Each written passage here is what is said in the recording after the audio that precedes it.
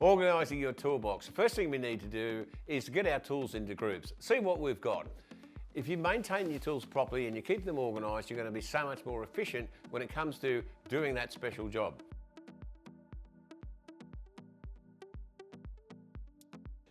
Okay, in organising your toolbox, you need to just give some thought to what you're going to use on a regular basis. For example, the sorts of things you would want to use on a regular basis is a couple of screwdrivers and your probably the Stanley knife, pencil, maybe a marker, set of pliers, and of course your tape measure. Now these are the sorts of things that you will grab on a regular basis, and this is how we start to separate our tools so that we can get to them when we need them. Of course, the heavier duty of things such as the drills and the full set of drivers can go in the bottom of the toolbox that you won't use that often.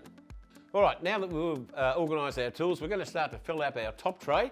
So obviously we're going to need a couple of our regular screwdrivers, a set of pliers, our Stanley knife, pencil and a marker. The other good thing that we need to have, of course, is our safety equipment. This is used for every job, so make sure you keep that top close and handy for when you do use it. Now, the other thing that we can put in this tray too is some extra nuts and screws and some wall mates, things like that you will be putting up those pictures. And of course our tape measure. Now that we've got our top tray filled up, we're going to work on the inside of this toolbox, and as you can see it's quite deep, so we can get quite a few things into it.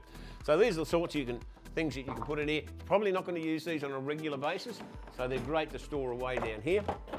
They'll sit nice and flat in there, and then we'll follow by some of our full set of drills and drivers. They'll fit neatly in the bottom there.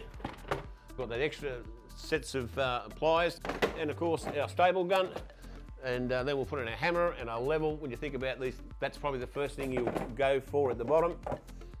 Let's not forget our trusty stud finder. Then of course we can just finish off with our drills.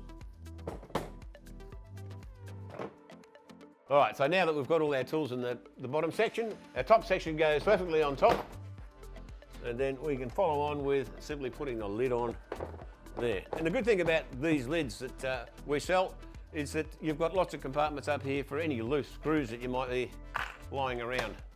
And there you have it. Now that we've got all our tools organised, we won't be wasting time in the shed looking for tools. We can get stuck into these DIY projects.